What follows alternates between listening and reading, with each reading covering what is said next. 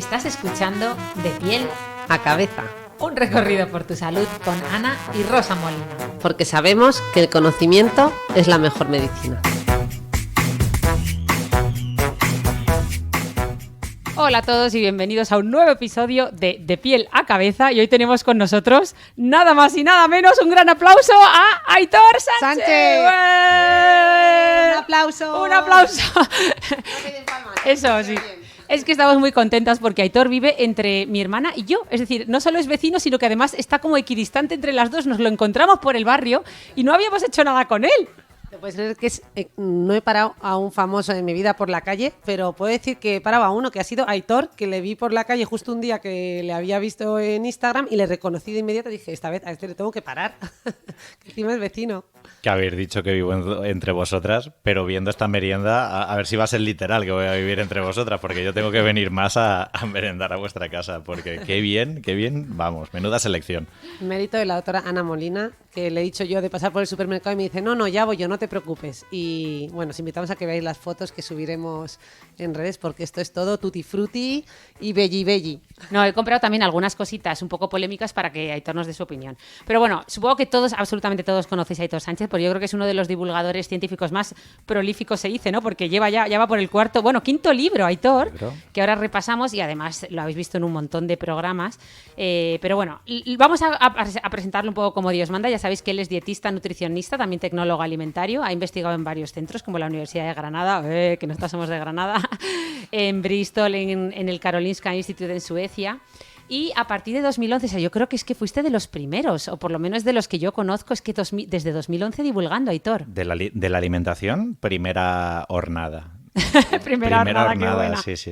Efectivamente, que es cuando creó su blog Mi Dieta Cogea, que yo, por cierto, cuando conocí a Aitor por primera vez, que nos conocimos nada más y nada menos que en la sede de Vogue, haciendo un reportaje. Sí, allí con Boti y con Débora. Y con Débora Ciencia, ahí. Que hicieron un reportaje de influencers. La ciencia ha llegado a la influencia. Y nada, y me acuerdo que al pobre le decía todo el rato, sí, porque tú eres tu dieta cogea. Y él me decía, no, yo soy mi dieta cogea. Pero bueno, lo cierto es que bueno, Aitor ha trabajado no solo en ese blog, desde ahí ya dio el salto a Radio Nacional, a Radio Televisión Española, seguro que lo habéis visto en Saber Vivir, un montón de programas, porque es que yo creo que no hay programa donde no haya salido Aitor. También ha dado charlas TED, bueno, tiene un canal de Instagram impresionante. Tienes 2 podcasts, ¿no? Si no recuerdo mal, porque está el de... Sí, uno con mi compañera Lucía, que están en las temporadas para el recuerdo, que salió súper bien, Zumo de Araña. Eso. Y luego también el mío propio, el de Mi Dieta Cogea, donde subimos todos los programas que vamos haciendo, todas las apariciones en medios. Ahora también está el podcast de un nuevo proyecto que he hecho, el de Viajetal, que voy recorriendo un poco el mundo y mostrando gastronomías. Buah. Y es cierto que la parte más chula del proyecto es el podcast, porque paramos ahí mucho y hacemos unos episodios de análisis gastronómicos y de cultura de diferentes gastronomías muy chulos. Bueno, y además del podcast, bueno, es que yo creo que no hay lugar donde no encontréis a Aitor, o sea, no hay excusa, porque también tiene un montón de vídeos en YouTube que yo me los he visto todos, pero es que además recientemente saltaba a TikTok, yo me he enganchado a tus TikToks. O sea, yo me he enganchado porque te va saliendo como temas como muy clave, que te acuerdas, hasta te escribí, digo, oye, me he enganchado a tus TikTok, o bueno, sea que... Eso es porque es algo ahí en tu algoritmo, eso es porque estás buscando y cositas, tú pondrás la palabra proteína, salud, no, porque bien segmentado. Debí ver uno, o sea, lo que he entendido del algoritmo de TikTok es que cuando ves uno y te gusta, luego te muestra todos los demás de esa persona o de esa cuenta. Bueno, pero sobre todo lo que es su gran divulgador, y ha publicado 4 libros. Yo me he leído los 4, ole ahí. Cuando aún no nos conocíamos siquiera, me leí el primero, que era Mi Dieta Cogea. Luego ya publicaste Mi Dieta Ya No Cogea, ¿no? Sí, que era la continuación lógica, porque la gente se leía el primero y acababa enfadada. Y decía, joder, Aitor, es que me he leído Mi Dieta Cogea, me han engañado con todo, lo odio, Dios, cuánto timo. Y todo el mundo preguntaba, ¿y ahora qué hago, no? ¿Y ahora qué hay que hacer? Y entonces ya hicimos el segundo, Mi Dieta Ya No Cogea, que ese es el bestseller, digamos. Ese fue anda. Sí, ese fue el top ventas. El que funcionó súper bien y el que creo que a día de hoy es el que más se sigue vendiendo de todos Toma ellos. ya. Sí, muy recomendado, y porque es una guía muy práctica, y yo creo que es el que sin duda pues tuvo más efecto contagio. Qué bueno, pues hombre, tiene sentido. Luego a mí me gustó muchísimo cuando publicaste el de Tu dieta puede salvar el planeta, que no fue este verano anterior, sino el anterior, porque me acuerdo de estar allí leyéndolo en el Cortijo, que ese me gustó muchísimo, pues un poco como llevar una dieta más sostenible, yo creo que será muy necesario. Y aunque tú digas que el de Mi dieta ya no cojea fue el bestseller, este de ahora, ¿qué pasa con la nutrición?, que lo acabo de publicar hace muy poquito. A mí personalmente, de los 4, Aitor, ya se lo he dicho antes, es mi favorito, porque es lo que hace resolver, o sea, coge todos los debates que están activos en nutrición y toma ya con un par, los analiza a fondo. El mío también, ahora visto con perspectiva, es el que más me gusta de todos los que he escrito en solitario, porque abrimos los melones. Hay falta uno en la colección Eso, que no es me puedo verdad, olvidar, el de Lucía, que tengo con Lucía, que le doy de es- comer. que le doy de comer, que es el verdad. dirigido a peques y adolescentes. Pero estoy de acuerdo contigo, Ana. Yo los veo ahora hacia atrás y creo que este último libro tiene ahí algo especial, porque analiza ahí los temas candentes y mola porque incomoda un poco. Entonces, pues hablar de las protes, hablar de hidratos, hablar de ayuno intermitente, dieta ceto, con sus pros y sus contras y ver que aquí no hay respuestas únicas, pues también mola. Eso, y además yo creo que como además estamos viviendo en la época de la infoxicación y la gente es la era del conocimiento y mucha gente ya está muy familiarizada, está muy empoderada la población general con muchos mensajes de salud, no siempre acertados, pues está muy bien porque esto es como dar un paso más allá que nadie se atrevía. O sea, yo veo que todos nos quedamos muchas veces divulgando lo mismo. Entrar en los debates nunca es fácil y de repente coger los debates más candentes y analizarlos así de bien y además echándole un par de narices porque se ha mojado, está muy bien. Así que no vamos a hacer spoilers de este super libro, pero sí que vamos a tratar algunos temas, porque claro, tú empiezas el libro diciendo que tratas polémicas en nutrición, que dices que estas polémicas son fruto en parte también de la desactualización, ¿no? Que la nutrición ha avanzado mucho y a veces seguimos repitiendo mensajes de antaño. También hay una parte de conflicto de interés con la industria alimentaria muy potente y luego mucha polarización en la población general, y todo esto es como un caldo de cultivo para todas estas polémicas, ¿no? Vamos, esa es la síntesis perfecta. Y además que la alimentación es algo como muy del día a día, es decir, es muy cotidiano. Todo el mundo come, todo el mundo tiene su propia experiencia. Hemos vivido en nuestras carnes una relación saludable con la comida o momentos en los que nos ha sentado peor y entonces parece que estamos como autorizados a poder dar ciertos mensajes. Entonces sumas todas esas cositas y habrá algunos mitos, algunos debates que estén más polarizados por el tema de conflictos de interés o por los intereses económicos y habrá otros que puede ser por la desactualización. Entonces cada uno también tiene su idiosincrasia. Unos más influidos por las redes sociales, unos más influidos por los mensajes de las antiguas escrituras de nutrición. Y bueno, también yo creo que cada capítulo analiza la problemática de cada debate con su propia particularidad, que es importante. De hecho, eso de la desactualización me ha recordado un poco a los profesionales sanitarios, que muchas veces no es que estemos desactualizados, directamente recibimos súper poca formación en nutrición. Por ejemplo, los médicos nos formamos en bioquímica de primero y yo creo que en cuarto o quinto con endocrinología, ¿no? Pero no tenemos una asignatura como tal. A lo mejor ahora ya sí, que estoy hablando de que somos abuelas cebolletas, pero en nuestra época no había una asignatura de nutrición, ¿no? En un médico, o sea... Claro, y que además cuando estudiáis medicina, ya no solo es que haya poca formación sobre los aspectos nutricionales, sino que entramos a un estamento y a una tradición sobre el mundo de la alimentación muy difícil de cambiar. Y entonces hay muchas cuestiones que se mantienen un poco por inercia. Os voy a poner dos ejemplos que creo que están como muy, muy presentes y todo el mundo que nos escucha los habrá escuchado. Dieta blanda. Estás mal de la barriga. Sí, es verdad. Vienes y te dan de dieta blanda una fotocopia o te dan, ¿podemos decir marcas? Hombre, todas las que quieras. Te dan Aquarius. Sí, bueno, es verdad. O te dan el jamón cocido. Sí. Temas como muy concretos y que no tienen absolutamente ningún sentido tomarlos en una dieta blanda. Es la dieta clínica de dietoterapia, ¿no?, más prescrita a lo largo del año a miles y miles de personas y se sigue haciendo mal. Y es buscar en internet algo actualizado que puedes actualizarte en 5 minutos. Otros ejemplos que estamos viendo constantes, ¿no? Ese no se puede, que pasa mucho en pediatría. También nos toca echarle un cable a muchas familias que, por ejemplo, llevan dietas pues que son poco convencionales en España, ¿no? Como cuando tienes una familia que tiene a un peque vegano. Y llegas a lo mejor muchas veces a pediatría y te dicen, no, es que el peque tiene que tomar lácteos, ¿vale?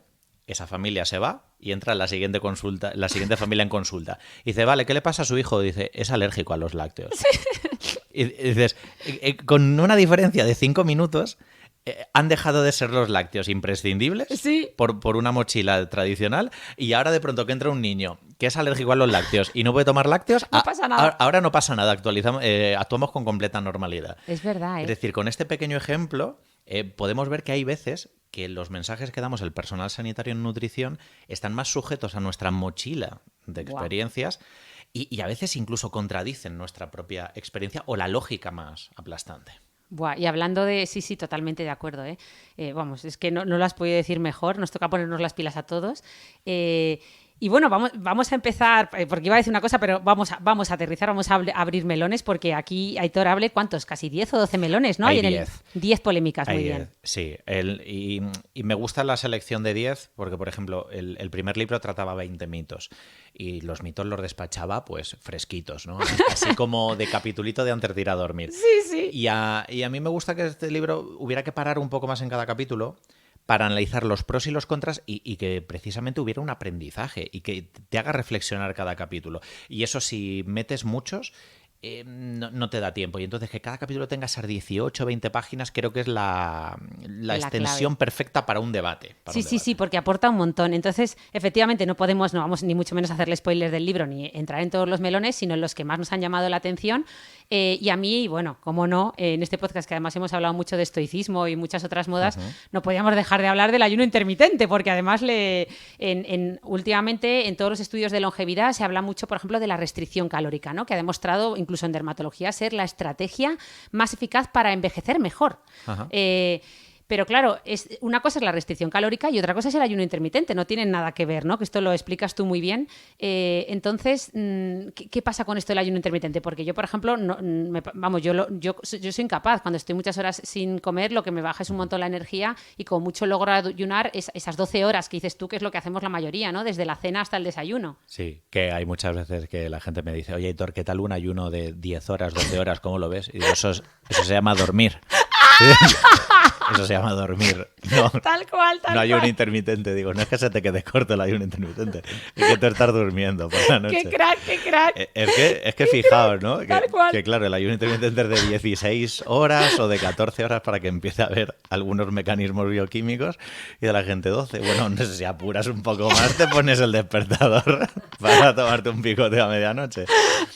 Oye, para un Pero- español, que es que cenamos tan tarde, es bastante, ¿eh? Total. Porque cenar a las 10 a las 11 y desayunar a las 7 es que... Sí. Mira, has dicho, Ana, que no son lo mismo, porque son términos distintos el ayuno intermitente y la restricción calórica, pero la mayoría de beneficios que se le atribuyen al ayuno intermitente son precisamente porque facilita la restricción calórica. Justo. Es decir, se están diciendo barbaridades del ayuno intermitente que vale para todo. Dicen, es que te hace perder grasa, te hace adelgazar, mejora la composición corporal, te vuelves una máquina de quemar grasa, te baja la hipoteca. O sea, el ayuno intermitente hace absolutamente todo, ¿no? El autocontrol también le ofrece un montón de beneficios mentales. Hombre, es verdad que hay que tener bastante autocontrol. No, incluso también se llega a decir cosas que ahora veremos que tienen algo de sentido. Hay mucha gente que dice, desde que lo hago me noto más despierto, con mejor concentración, más lúcido a lo largo del día. Y todo esto en realidad no es por hacer ayuno intermitente. Todo esto deriva a que estamos comiendo menos cantidad de comida. Claro, por ejemplo, para abordar este primer tema mental, cuando tú evitas comidas copiosas, pues tienes una mejor circulación, no tienes esa pesadez de estómago. Es normal que te encuentres más activo y menos aplatanado después de una comida. De hecho, es algo que quien coma en el trabajo en jornada continuada, no en jornada partida, lo habrá notado, ¿no? Preferimos siempre tomarnos la ensaladita completa o algo ligero y ya no ese menú de platazo de primero o segundo en casa Manolo y luego de postre. Además con cervecita, que ya terminas de regar eso para irte a la cama directo. Completamente, eso ya es cosa del pasado. Entonces, este ayuno intermitente, la gran mayoría de beneficios que se le atribuyen es porque finalmente acabamos comiendo menos cantidad. Claro, cuando tú concentras las ingestas de todo el día en una ventana horaria menor, ¿no? Que la mayoría de casos del ayuno intermitente es empezar a comer a la hora de la comida. Y si tú tienes que comer, merendar y cenar, en la gran mayoría de casos ahí no cabe toda la comida que necesita tu cuerpo. Es decir, es una técnica práctica, una técnica muy fácil de llevar, además porque ya ves tú, no tienes que comprar nada, ningún alimento Es concreto. verdad. Aquí no es de estas que conflictos de interés. Bueno, quien esté vendiendo vídeos y apps, vendiendo libros y apps de ayuno intermitente. Pero no es de estas que parece que te están vendiendo La moto, es verdad. la moto y que tengas que adquirir nada. Y es tan fácil de recomendar que lo está haciendo muy, muy viral. Ahora, de ahí para adelante, es decir, de todo lo que hace el ayuno intermitente que no esté relacionado con la restricción calórica, hay muy poco. Por ejemplo, se dice que ayuda a la autofagia. A eso, Algo efectivamente, que está súper de moda lo de la autofagia. Es Sí, como sí. digerirte a ti mismo. Claro, y que tiene mucho que ver también en la parte de derma y el mantenimiento de las estructuras. Claro, tú estudias, ves los papers y efectivamente aumenta un pelín la autofagia, pero a un nivel tan poco significativo que cuando haces un día deporte, haces un día actividad física, es que estás haciendo hasta 30 y 40 veces más autofagia que por hacer ayuno intermitente. Entonces, si al final no estamos dando los consejos con la jerarquía, ¿no? Con la importancia que se debe, a lo mejor estamos desatendiendo nuestra dieta. Con esto concluye el final del libro, Tranquilo. ¿no? Lo de darle a cada cosa su orden, y creo que es lo que le sucede a mucha gente con el ayuno intermitente, que se plantean que algo falla en su dieta y empiezan por el ayuno intermitente. Y tú te preguntas, pero bueno, ¿estás comiendo verduras? De postre estás tomando fruta, bebes agua durante las comidas, estás tomando suficiente cantidad de legumbre, comes tranquilo o comes con ansiedad, estás tomando un montón de dulces, estás tomando bebidas alcohólicas, estás tomando refrescos, es posible que tengas algún déficit de algo. Y cuando has superado esas 25 cosas a vigilar, pues luego ya si te apetece haces ayuno intermitente. Eso que sea como un hobby, pero no la base de tu. Claro. O sea, No puedes empezar la casa por los enchufes. por los enchufes, qué buena No, esa. No empieza por ahí. Es verdad, es verdad. Atendamos las otras cosas y luego ya si nos apetece podemos hacer ayuno intermitente porque sí que se ha demostrado que es una herramienta que facilita alcanzar el déficit calórico y habrá gente que le parezca muy conveniente. Yo a veces hago ayuno intermitente, unos días buscándolo, otros días no buscándolo, al igual que en tu caso, Ana, pues tú lo has dicho, dices, yo sería incapaz. Pues tú eres un perfil en el que, ¿para qué vamos a hacer hincapié con el ayuno intermitente si no te apetece o no te aporta? Efectivamente, yo he llegado a saber vivir, que por cierto, Aitor ha estado allí muchos años trabajando, que lo quieren un montón, me han dado todos recuerdos para él, y llegaba sin desayunar y tenía que grabar a las 2 de la tarde y les he dicho, yo no puedo grabar sin comer algo, o sea, es que pienso peor, ¿no? Me va peor el cerebro y ha sido tomarme un poquito creo que me he tomado un plátano y me ha dado subidón, probablemente sea psicológico porque me está mirando Aitor como diciendo, esto está más en tu mente pero... No, iba a decir que a mí también me pasaba en la época universitaria. Y hay muchas veces que esto denota que somos como muy vulnerables. Es decir, que una persona salga de casa sin desayunar y pueda sentirse mareado, eso no es normal. Ya, Eso es un poco birria de. Y es más mental de que otra especie. cosa, ¿no? Hay veces que es mental y otras veces que es verdaderamente fisiológico. Es decir, no siempre es una creencia o esta sugestión que a veces tenemos. Y eso denota mucho también que nuestro cuerpo ha estado años acostumbrado a lo primero que hago por las mañanas es tomar mi comidita, tomar mi azuquitar y yo me acomodo.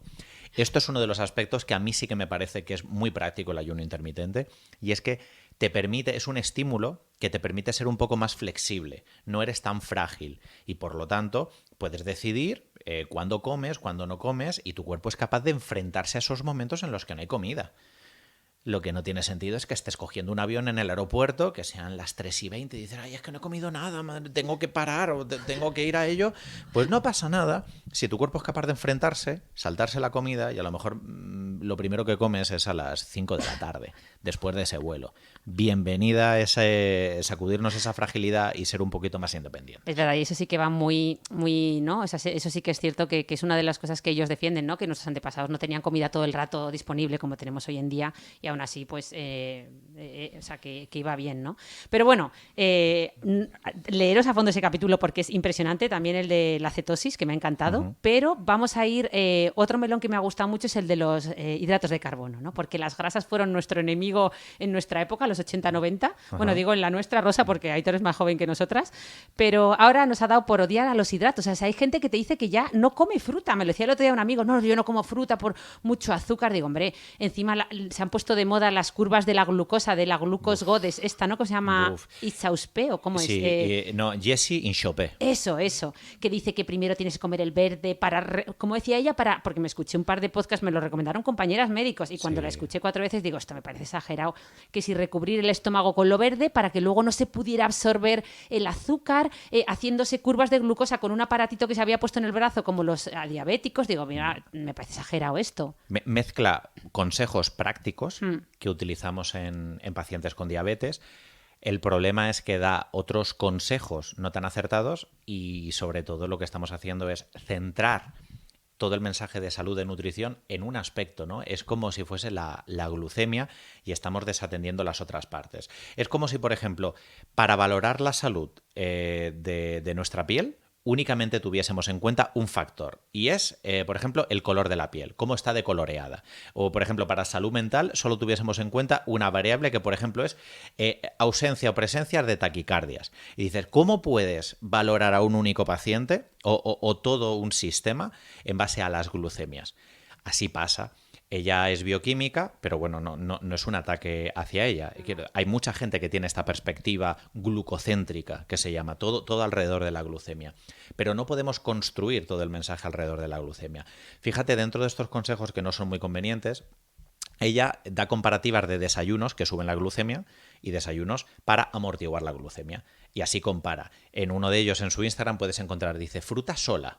Y tú ves el pico de glucosa que genera la fruta. Algo que no es preocupante. Es decir, nada. la fruta sube la glucosa y es normal. Y nuestro cuerpo baja esa glucosa porque absorbe ese azúcar.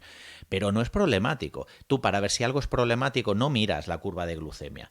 Si queremos saber si la fruta es mala, por ejemplo, para la diabetes o para tener problemas cardiovasculares, tú miras eso, problemas cardiovasculares, no miras una curva.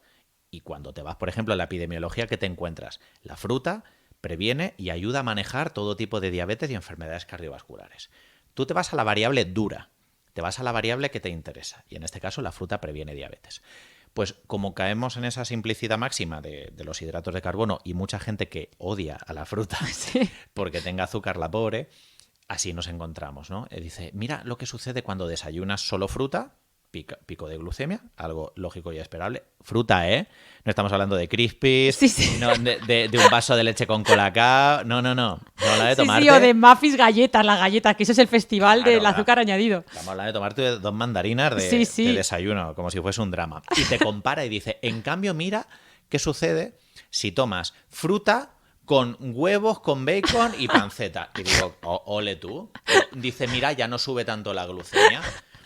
Y efectivamente lo considera un mensaje positivo. Dice, mira, hay que acompañarlo de proteína y hay que acompañarlo de grasa para amortiguar los picos.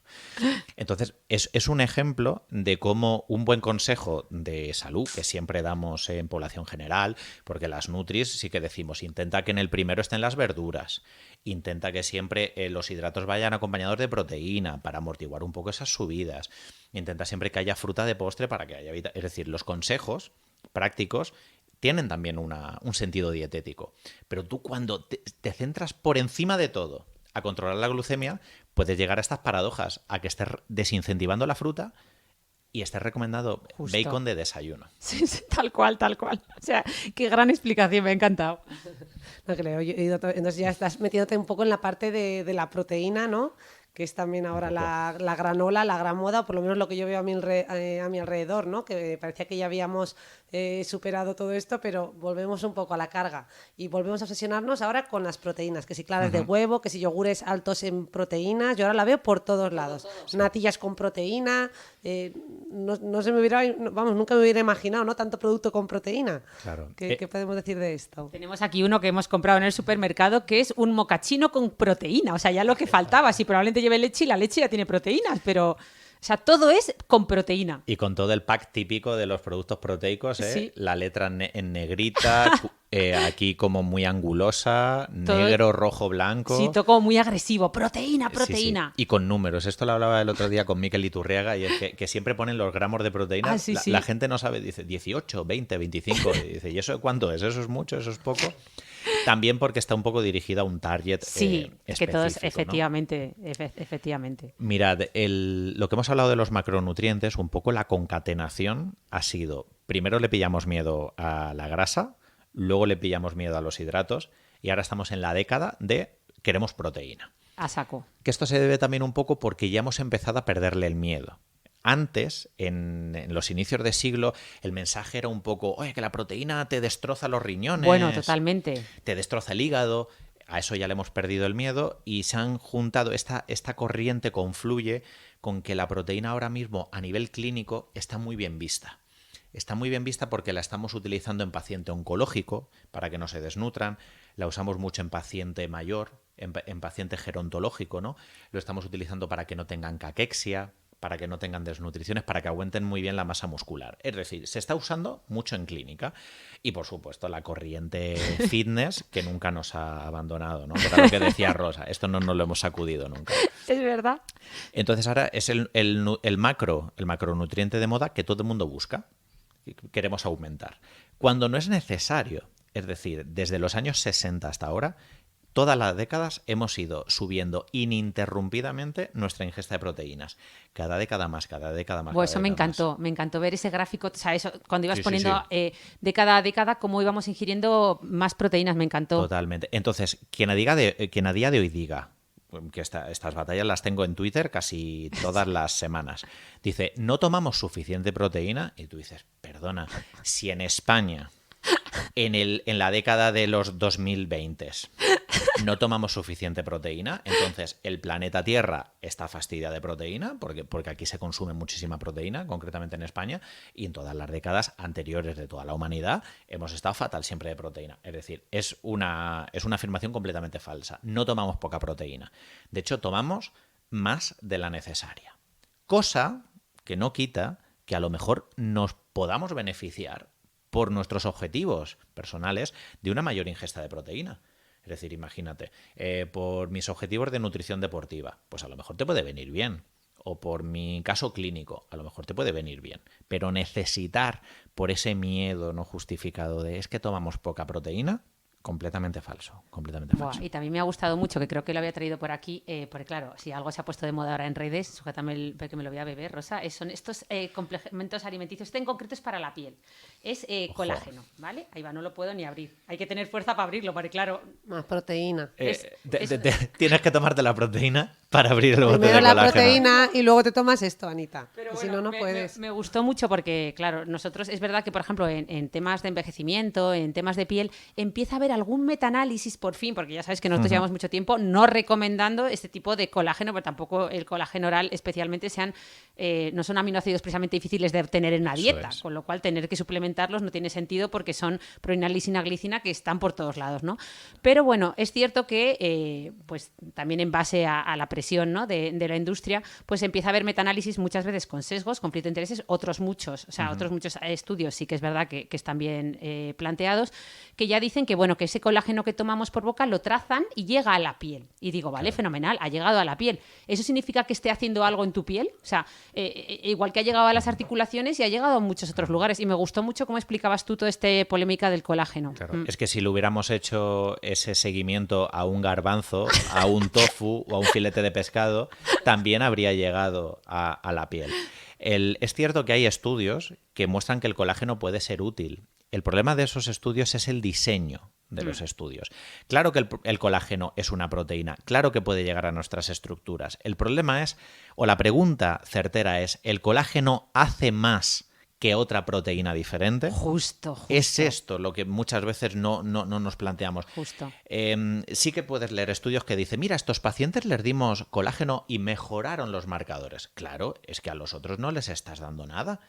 Eso es una comparativa injusta. Qué bueno. Pasa mucho también cuando algún producto quiere mostrar hidratación. Esto a lo mejor también, Sí. seguro que tienes por ahí algún producto de hidratación de la piel que dice, es que esta crema es muy buena, vale, pero la estás comparando frente a una crema placebo o una crema control.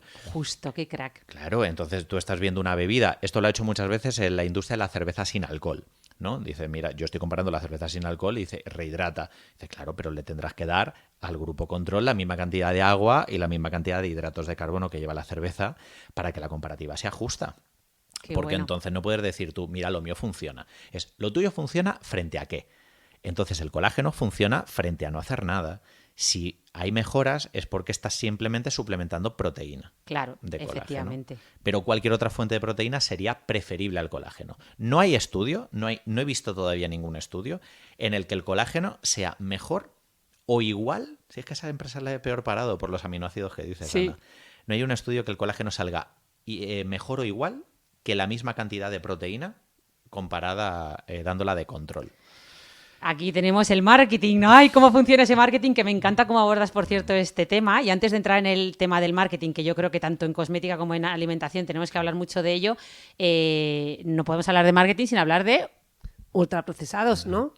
No, yo iba a decir que antes de marketing y que yo le quería hacer una pregunta a Hitor que no me has dejado, que era que si la conclusión de todo esto era que teníamos que comer un poquito de todo, si eso es una solución a todo lo que hemos hablado hasta ahora. Mira, me encanta esa frase porque parece como muy lógico. A ver, una dieta variada suena como aplastantemente lógica. Y comer un poco de todo suena aplastantemente lógico. ¿Cuál es el problema? Que vivimos en un contexto en el que si comes de todo, no tienes por qué hacerlo mejor. Porque tú vas al súper y además es que hay un estudio que me encanta, creo que es un estudio británico, que muestra una paradoja brutal. Y era que cuanto más variada es una dieta en Reino Unido, más malsana se vuelve. Claro, porque haces el entorno, haces la compra en un entorno hostil, en un entorno que no te lo facilita, y cuando metes variedad hay muchas posibilidades de que entren referencias malsanas, ¿no? A más referencias. Dice, yo me he vuelto en el súper con 20 cosas. Dice, pues mira, si te has vuelto con 50, te digo que 15. Digo, las 20 no lo sé. Dice, pero si te has vuelto con 50 cosas, te digo yo que no son 50 productos frescos. Y es una paradoja muy fuerte. Entonces, a mí sí que me gusta en un contexto de confianza decirlo de que hay que comer variado y que hay que comer de todo, ¿no? Entre comillas, pero es que no hay que comer de todo porque la gente come de todo y entonces entra la bollería, entran los productos ultraprocesados, entran las bebidas alcohólicas, entran los dulces y siempre escucho la frase del hay que comer de todo para justificar un alimento malsano.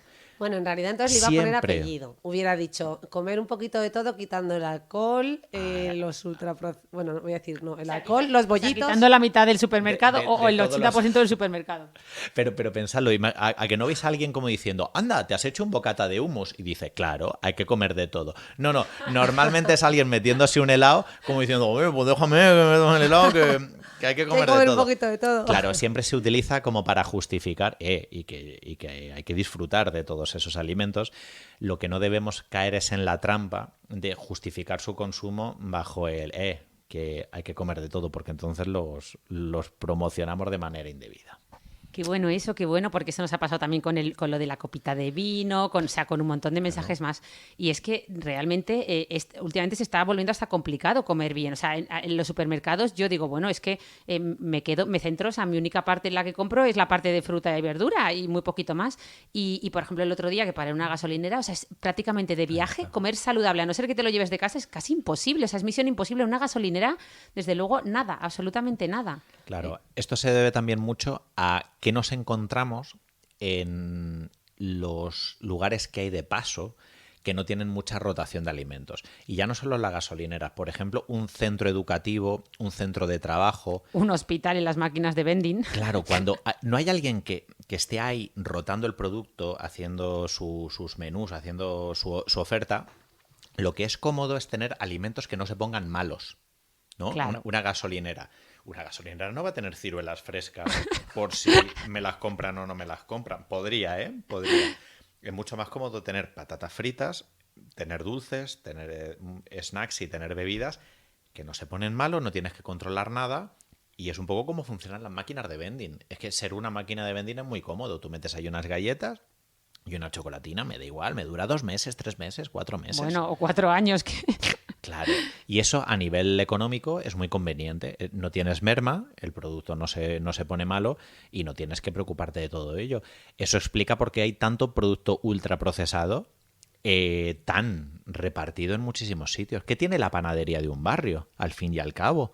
Como extra, además del pan, bolsitas de patatas para los peques, dulcecitos. No tiene plátanos y podría tenerlos. Pero, es decir, nos extraña que una panadería tenga otras cosas que no son. Pero nos encontramos refrescos en la panadería o algunas bebidas y nos encontramos snacks y patatas fritas. Porque no se pone malo y eso lo puede tener ahí decorando. Y también porque es muy llamativo, ¿no? Te apetece a veces. Ostras, me pillo unas patatitas fritas. Sí. Bueno, y porque yo el otro día fui a la estación de AVE de Málaga y efectivamente de repente divisé un puestecito así como que tenían cositas de fruta fresca y había un vasito así de plástico con unas varillas de mango, como 4 palitos de mango. Y dije, ostras, mira, ¿no? Está cambiando no sé, están cambiando las cosas. Claro, luego giré el botecito y valía 8,75. Dije, bueno, el mango me lo como cuando llegue a casa, el Kit Kat vale 1,50. No, pero no hay que caer en eso, ¿eh? Que eso sí que también nos han hecho pensar que la dieta un poco saludable es más cara y no hay que caer en eso porque los ultraprocesados tampoco son tan baratos. Eso es. La dieta saludable o una dieta sostenible y una dieta 100% vegetal, ¿no? Por ejemplo, estos 3 ejemplos. Pero está en un puesto de calle. Claro, son perfectamente baratos, pero lo que sí que es cierto es cuando nos vamos a los puestos de calle, al convenience, ¿no? Podríamos decir, a un aeropuerto, ahí tiene un precio la fruta que además muchas veces no vale la pena. Pero también pasa en restauración, ¿no? Cuando dices una parrillada de verduras, 12 euros. Y dices, es que vale 12 euros una parrilla de verduras y me han puesto un calabacín y una berenjena partido. Y dices, es que no vale la pena. No es sexy, no seduce. Y claro, pues si en un aeropuerto el bote de plástico ese con un palillo pinchado, 2 trozos de piña y 3 de melón, te vale 6 euros o 9, como dice Rosa, pues no apetece. No hay igualdad de condiciones. No, y que también nos han dado mucho o sea, siempre se nos ha repetido como no, pero hombre, es que en estos entornos pues el fast food es más fácil porque lo pelas, no sé qué. Digo, bueno, que hay más rápido, que hay más fast food que un plátano, que pelar un plátano, que pelar una mandarina, eso también es fast food. Completamente. Y este mensaje yo creo que es sobre todo para casa, porque yo entiendo, no lo comparto, pero entiendo que en la restauración de estos lugares quieran complicación cero. Quieran la complicación esta de tengo el plástico que en lugar de fregar vasos, que me parece un atentado medioambiental, ¿no? Tengo productos que tenga que servir incluso en monodosis. Tengo esta clase, lo entiendo, pero en casa es donde tenemos que relegar ese discurso, porque en casa tardas más en hacer leche con colacao que en llevarte al colegio una mandarina. Eso. Y eso es innegable. Y nos autoengañamos. Hay mucho mensaje de autoengaño. Es que, claro, no tengo tiempo para prepararle un bocadillo. Vale, pues si no le puedes preparar un bocadillo, la alternativa al bocadillo no es el bollicao. Es que le puedes echar una mandarina. Es que le puedes echar un plátano. Sí, sí. Mi hija ya ha protestado. Me ha dicho, mamá, deja de echarme fruta todos los días. Porque, claro, la manzana tal cual, la mandarina tal cual o el plátano tal cual, que es la solución más rápida para una madre. Total. Pero nunca me lo había dicho hasta ahora que se ha revelado. Ahí podemos jugar un poco también, por ejemplo, con los frutos secos. Un día meter a lo mejor algunos bocadillos, algo así. Es decir, que se pueden hacer otras cosas. Sí. Pero aquí el problema es que la fruta tiene poco marketing, ¿vale? Es decir, yo el otro día lo comparaba porque ahora, mira, ayer me llegaba una propuesta de una marca de cremas, no voy a decir el nombre, que habían lanzado un nuevo lanzamiento Botox-like. Es una crema Botox-like que tiene tripéptidos que penetran en la piel, llegan al músculo y lo paralizan. Digo, bueno, esto es un hito histórico. O sea, digo, pásame la literatura científica. Y dice, bueno, no tenemos ningún estudio científico, te pasamos la nota de prensa. Y yo flipando, cuando leí la nota de prensa, digo, pero bueno, o sea, esto es puro marketing, cero ciencia. Y muchas veces... ¿Sabéis que yo hice, ahora que he dicho de sandía, un anuncio de televisión de sandía? Ah, por fin. De fruta. Necesitamos más marketing para la fruta. ¿Pero por qué no tiene marketing? Porque no la necesita. Es decir, no la necesitaba, digamos. Todos sabemos que es sana, que es conveniente, pero claro, al final tenemos tanto mensaje de marketing de yogures que mejoran la microbiota, ahora van a sacar yogures que te ponen más guapo, entonces al final, claro, por ejemplo, yo lo comparo con los fotoprotectores. Un fotoprotector casi no necesita marketing. Una crema, porque funciona, una crema con tripéptidos maravillosos y mágicos como esta, pues obviamente va a necesitar mucho marketing. Entonces, no, nos falta un marketing, o sea, el marketing en la alimentación yo creo que es de lo más agresivo que hay, ¿no? O sea, eso ya es... Totalmente. Y yo creo que aquí los productos saludables, yo me dedico a la parte de ser consultor en comunicación de muchas empresas y yo siempre les digo que hay que apostar mucho por el momento de consumo. ¿A qué me refiero con el momento de consumo? Y cuando diseñamos la campaña de la sandía lo tuve claro. La sandía, aunque no necesita marketing, como dice Ana, lo que no necesita la sandía es justificaciones. Todo el mundo sabe que es sana. Pero si no le haces marketing, la gente va a seguir pensando que la sandía es incómoda, que la sandía es un trasto, que la sandía no es para jóvenes, porque la sandía se puede percibir, si no se dirige hacia el público joven, que la sandía es algo de mi madre, de mi padre, de mi infancia. Dice, ¿qué joven toma sandía ahora? Porque claro, es una fruta que necesita logística. La tienes que pesar, le tienes que poner su etiqueta, y luego en casa la tienes que partir. ¿Cuánto dura una sandía en el frigorífico? Hay mucha incertidumbre. Parece una tontería, pero hay mucha incertidumbre. Al igual que hay muchos jóvenes que no compran fruta porque hay que pesarla, meterla en una bolsa y poner una etiqueta. Sí. Y es mucho más sencillo, pillar unas natillas. Entonces, la campaña iba orientada a mejorar el consumo de fruta de sandía, haciéndola sexy del estilo de puedes hacerte un gazpacho de sandía, puedes congelar la sandía y hacerla cubitos en la propia nevera y puede ser un picoteo que puedes dejar así en el frigorífico preparado. Cuando tú mejoras el momento de consumo y tú mejoras la presentación, el consumo de fruta se dispara.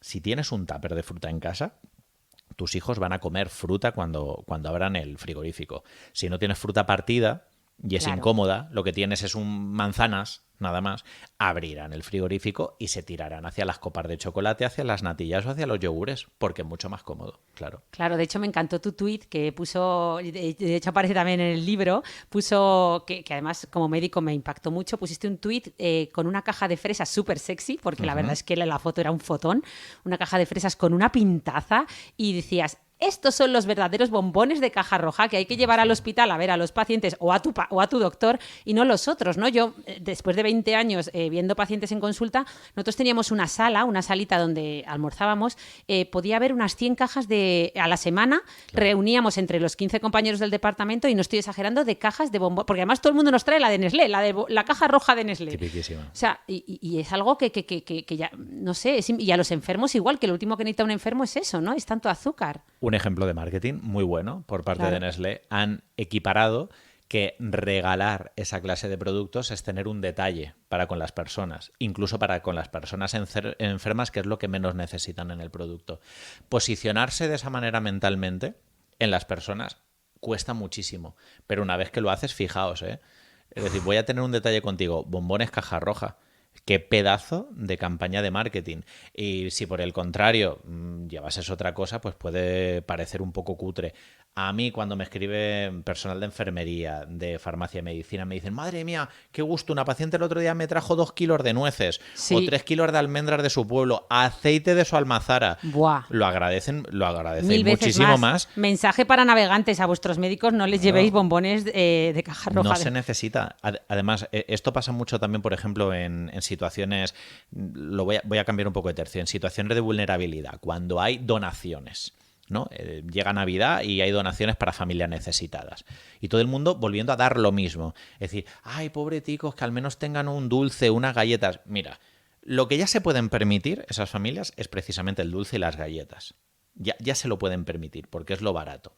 Segundo, no estás dando nada nuevo. Todo el mundo en la recogida va a dar eso exactamente. Buah. Vamos a reventar a galletas, vamos a reventar a harina, vamos a reventar a pasta. Tú tienes la capacidad de marcar la diferencia y ser la única familia que va a dar tomate pelado triturado, la única familia que va a dar judías verdes en lata, la única familia que va a dar garbanzos en bote. Eres la persona que puede hacer el regalo diferente. No es nada nuevo darle a tu médica bombones caja roja. Así que llevadles, por favor, un litrico de aceite. ¡Oh, maravilla! Y que las tostadas de la mañana además, se acuerden. Las torres de cajas de Nestlé ahí siguen en la salita, pero nadie dejaba allí el aceite, ni las nueces, ni los huevos del pueblo, ni nada. O sea, eso sí que nos lo llevábamos todos para casa. Oye, y tenemos... Los bombones caja roja en psiquiatría duraban poco, yo aviso. Lo que pasa es que en dermatología veis muchos pacientes y ¿no? 40 diarios, nosotros vemos 10, el día que llega una caja roja ahí, pues visto y no visto. ¡Pum! Os la lleváis. Dime. No, bueno, ¿no queréis preguntarle tú algo? Sí, bueno, un poco del real food, ¿no? Que está tan de moda ahora. Sí, no, o sea, es que estamos aquí que no nos ponemos de acuerdo porque yo ya le quería preguntar sobre el tema del real fooding, pero sé que tú tenías ahí otro libro que querías comentar. Pero nada, voy yo a por ti, Aitor.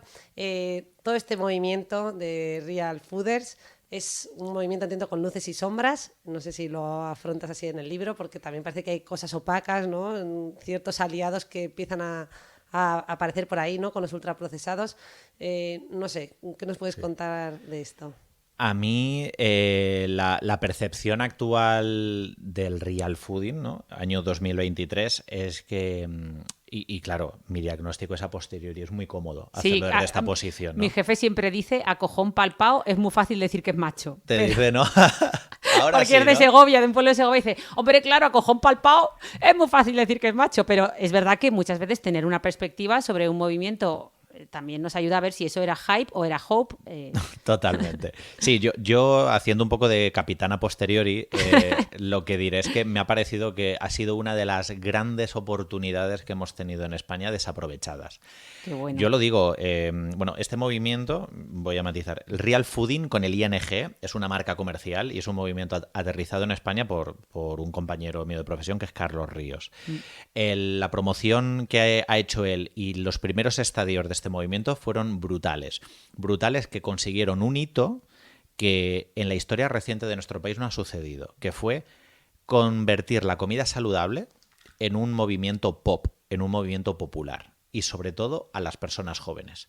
Ese hito no había sucedido nunca y es complicadísimo. Entonces, eso hay que agradecérselo hasta ese momento, hasta ese momento.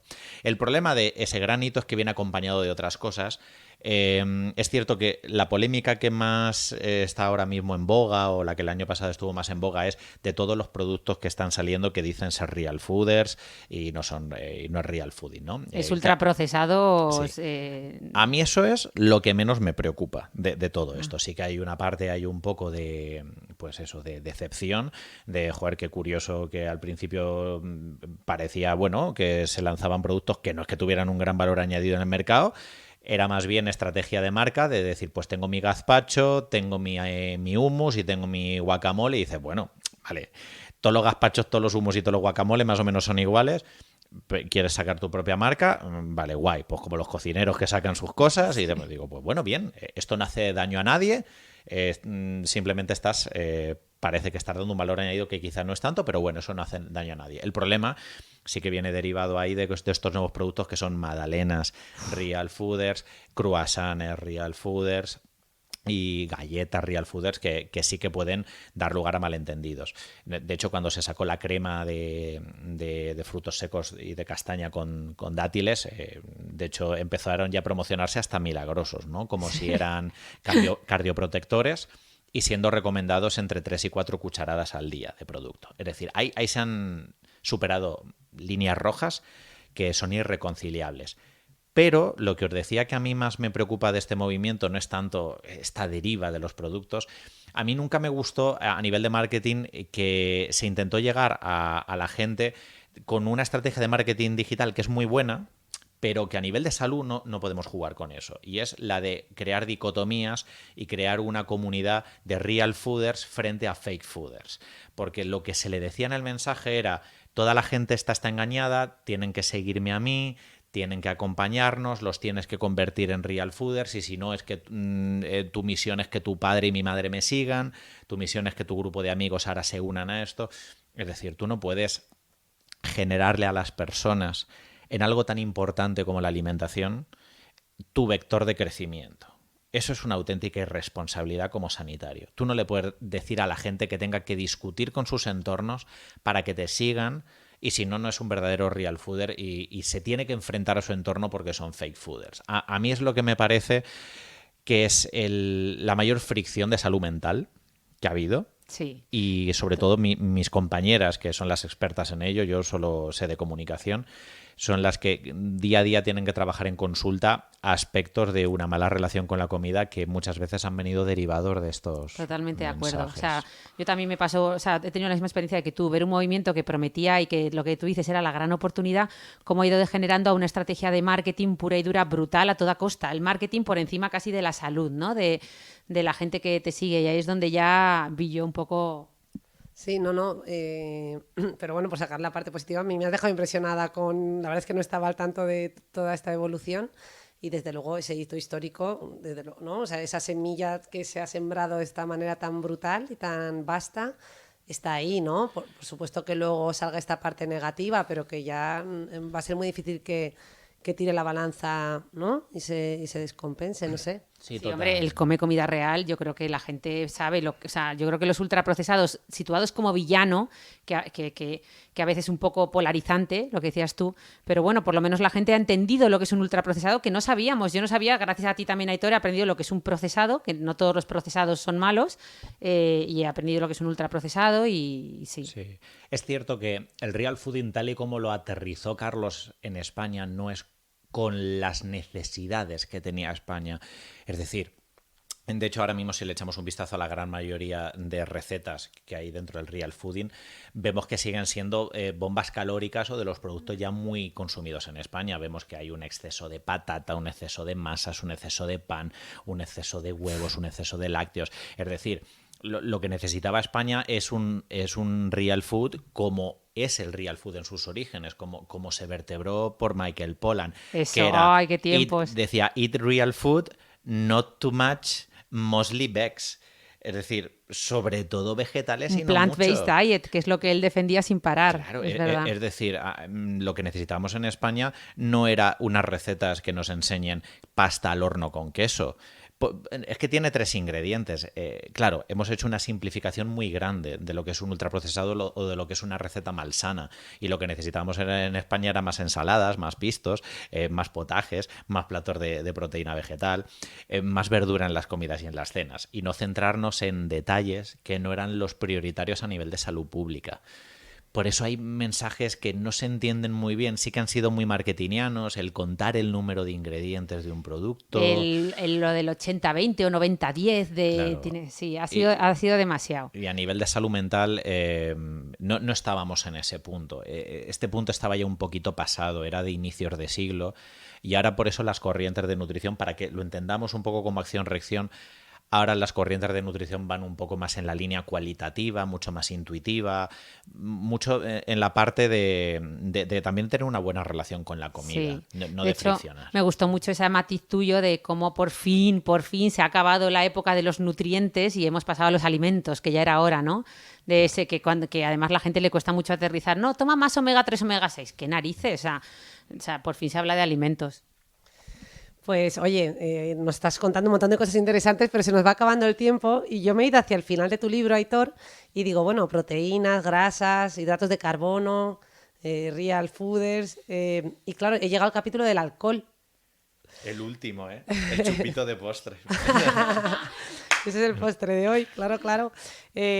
Bueno, me he leído un poquito el principio, ¿no? Que, por cierto, mencionas, ¿no? Pues todas las consecuencias negativas que puede tener el alcohol.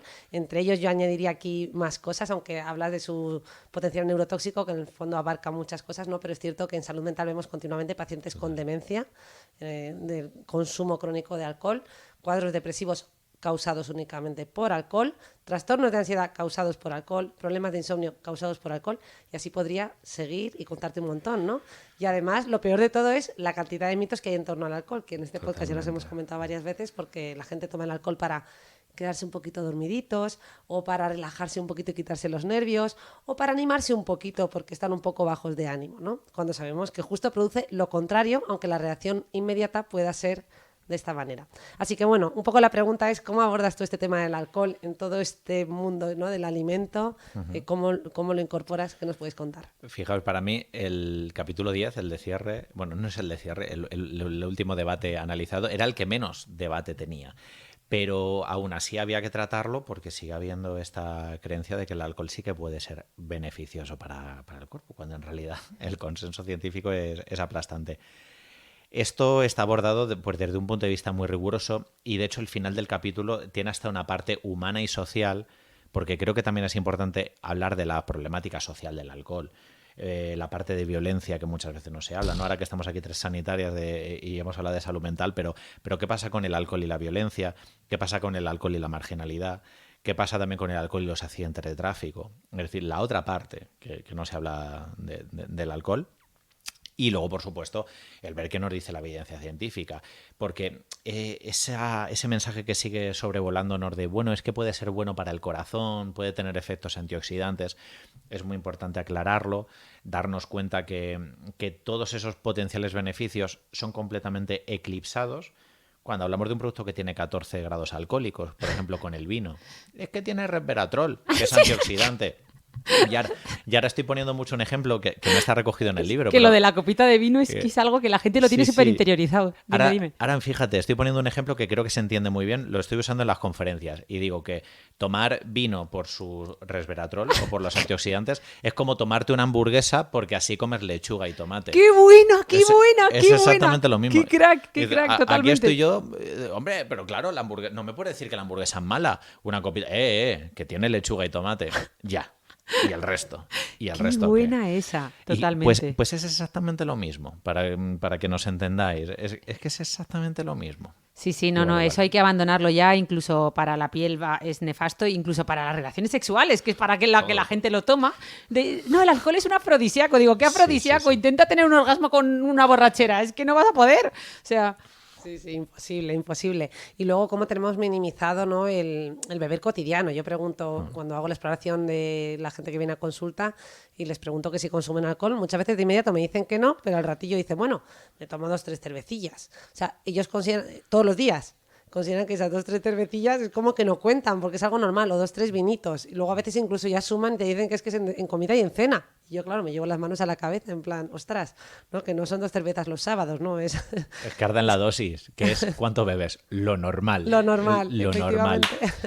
Y lo normal para una persona puede ser un vermú el sábado y para otra persona puede ser 2 cañas, una copa de vino y un sol y sombra todos los días. Claro. Entonces, qué bueno lo de la palabra curioso, normal. ¿eh? Fíjate que nosotros nos alejamos mucho de esto, ¿no? Aquí Ajá. habría que hablar de qué es disfuncional o qué te genera disfunción. La disfunción con 2 cervezas la tenemos y de hecho 2 cervezas pueden determinar que tengas el accidente de tráfico o no. Claro. Tú te bebes con 2 cervezas y te notas muy lúcido, muy ágil, prácticamente no notas que hayas perdido ningún tipo de capacidad cognitiva. Pero si pudiéramos medirlo con pruebas finas, ver tu velocidad de procesamiento, tu función ejecutiva, realmente si tú te hubieras bebido las 2 cervezas y yo no, la tuya sería 0,2 segundos o lo que quieras más lento que la mía, con lo cual podría determinar que tú tuvieras el accidente y yo no. Pero claro, no lo percibimos así. Claro. Nos vemos como un poquito eufóricos, con ese puntillo, ¿no? Y porque también se genera no coges el coche, tolerancia, claro, cervezas. se puede generar tolerancia y hay personas que con un consumo crónico es cierto que ya, claro, pues su cuerpo ha tenido que sobrevivir a esas condiciones y la afectación del alcohol en muchas de esas funciones genera tolerancia. Lo importante... Y yo creo que además, mira, os lo cuento así como un poco en confianza, yo para siempre tener que cerrar el punto del alcohol y que no nos llamen como extremistas, siempre tengo que acabar relativizándolo y llevándomelo a mi vivencia particular y decir, pero si es que yo también bebo. Y esto me fastidia, ¿no? Porque tienes que tú parecer alguien que también bebe para que un mensaje no se te tilde como extremista. Y siempre tengo que decir eso en las conferencias de, que yo también me tomo una caña o me tomo de vez en cuando un vaso de vino. Ahí ya, comunicativamente, hemos bajado barreras y entonces ya continúo y digo, pero cada vez que me tomo una caña y me tomo un vaso de vino, no me autoengaño. Sé que no me estoy haciendo nada positivo para mi cuerpo. Pues como cuando te quedas un domingo en cama, sofá, no has dado ni 100 pasos y sabes que eso no es positivo para tu salud física. No, y no te autoengañas, dices, pues sí, pues también hay que meterse 8 horas de sofá. No, 8 horas de sofá no son saludables, no te autoengañes. Pues no hagamos lo mismo con el vino. Yo pongo ese ejemplo y además añado otro que es el de la consulta, sobre todo si la persona a la que tienes en consulta y es, bueno, pues ocurre como el azúcar, pues inflarte de pasteles no es bueno, pero si encima tienes diabetes, pues tendrás que moderar mucho más tu consumo, de hecho casi restringirlo. Pues en salud mental ocurre lo mismo. Está bien que si no tienes ningún tipo de trastorno, bueno, bien, que te puedas tomar 1 o 2 cervezas, ¿no? Pues siempre que no sea un consumo abusivo, tanto. Tal. Pero claro, si estás viniendo por un cuadro depresivo o por un cuadro de ansiedad, ¿no? Un cuadro de este tipo, evidentemente el alcohol lo único que va a hacer es empeorarlo. Entonces, en este caso sí que necesitamos una restricción completa de alcohol. En esos casos es completa, pero lo mismo ocurre con un sujeto con diabetes, ¿no? Entonces, un poco extrapolando esto que has comentado, ¿no? Oye, y dejar de demonizar el agua, que yo se me ocurrió efectivamente una temporada poner de moda lo del reto de brindar con agua para decir que no solo no daba buena suerte, sino que daba buena suerte y buena salud, y no veas el cachondeíto, mira que vas a brindar con agua, jajaja, ja, ja, la que brinda con agua. Yo pues iba a brindar con agua, con sus hielos, con una rodajita de limón, con un poquito de frutita fresquita. ¿Qué pasa? O sea, no, hay que dejar de reírnos de las personas que no beben alcohol. Totalmente, pero ya de quien no bebe alcohol o de quien a veces lo hace bien por su propia salud. Es decir, yo entiendo que quien va de saludable un poco evangelizando puede ser un poco... Es verdad. Un poco Sí, es verdad. toñazo. El cansino histórico, sí. Yo digo muchas veces que no podemos ir como esas familias que van al parque a los toboganes con el hummus y la zanahoria señalando a los otros de tú le das a tu hijo bollicao y yo he traído hummus y zanahoria. Está muy bien hacer hacer pues esas meriendas que sean saludables. El problema de muchas veces de las conductas sanas es que se pueden percibir como moralmente superiores si vamos con esa línea de mira yo qué bien lo hago con mis hijos o mira yo qué bien me cuido y te estoy mirando así como encima del hombro de ¡ja! Todos bebiendo cubatas y yo aquí con mi agua con gas. Vale, hay que actuar con una normalidad y yo creo que como sociedad lo que tenemos que tender es hacia la normalización de los consumos no tóxicos y que al igual que no sea directamente que cuando una mujer no esté bebiendo le digas ¿estás embarazada? ¿Estás embarazada? Es verdad. O ¿por qué no bebes? Es verdad, qué fuerte. Esa presión de por qué no bebes tiene que desaparecer y por supuesto que no se ridiculice todas las conductas que busquen ayudar. Pero claro, yo creo que me gusta la idea esta de brindar con agua, porque claro, si lo haces un poco desde el recochineo, sí que puedes ser digna de burla de mira, estos ahí bebiendo con agua, pero cuando simplemente tú, con normalidad, te puedes levantar y decir no me juzguéis, estoy brindando con agua porque quiero conscientemente brindar con agua y no he venido aquí a sentar cátedra, respetadme y no me digas, anda, échate ahí un poco de alegría en el vaso. No, decir que da mala suerte a todo el grupo, tío, porque uno brinde con agua. Hay que predicar con el ejemplo. Y yo, precisamente, ya para terminar, aunque Rosa sé que nos quiere decir algo, a mí, por ejemplo, me impactó el ejemplo, ¿no? El año pasado en San Jordi coincidí desayunando en el hotel con Lucía y contigo. Yo estaba desayunando allí porque irías a Tutiplén y vosotros dos estabais desayunando pues una dieta que intuí como vegana. No sé si esto se puede contar o no sé qué tipo de dieta llevas. Desde entonces lo he intentado, que lo sepas, Aitor, no solo por vosotros, sino también por todos esos documentales de Netflix, muy sesgados algunos como The Game Changers and Company, que bueno, yo he intentado ser vegana, vegetariana, crudivegana me dio una época también. Nunca lo termino de conseguir del todo porque al final lo que hago es en casa consumir mucha fruta y verdura, que por cierto hemos hecho hoy eso con Aitor, le hemos traído aquí mucha fruta y verdura y luego cuando salgo pues ya adaptarme, ¿no? Pero ¿cómo lo hacéis vosotros? Cuéntanos, ¿tú sigues una dieta vegana? Yo sigo una dieta vegana y es cierto que pues me viste en un contexto allí con mi amiga Lucía en el que no es fácil porque seguir una dieta vegana, sobre todo fuera de casa, en los puntos de restauración no siempre es sencillo. Claro, si vas a restaurantes veganos o cierto tipo de restaurantes internacionales, la cosa se te facilita. En un restaurante chino, en un restaurante que por ejemplo sea de vertiente internacional, un libanés, va a ser como muy, muy sencillo. Pero si vas de taberné, o sea, vas a cualquier bar, te vas a pedir pimientos de padrón y patatas bravas. Es lo único que vas a tener. Entonces, desde un punto de vista de lo que es seguir una alimentación vegana, hoy estamos en el punto de que lo más complicado es la parte social y de restauración fuera de casa. Nutricional, madre mía, pero si hoy en el supermercado es absolutamente sencillo encontrar todo lo que te puede facilitar una alimentación 100% vegetal. Pero te falta proteína, Aitor. Sí, bueno, te digo yo que no. Te digo yo que no. Además, hay algunos productos incluso 100% vegetales que tienen mayor proporción de proteína que hasta un filete de carne. Con muchos, incluso pacientes que no son veganos, que a mí siempre me gusta recordar esto. No son productos para veganos. Podéis tomar tofu. Todo el mundo puede tomar tofu. De hecho, es que en Japón apenas hay población vegana, pero todo el mundo come tofu.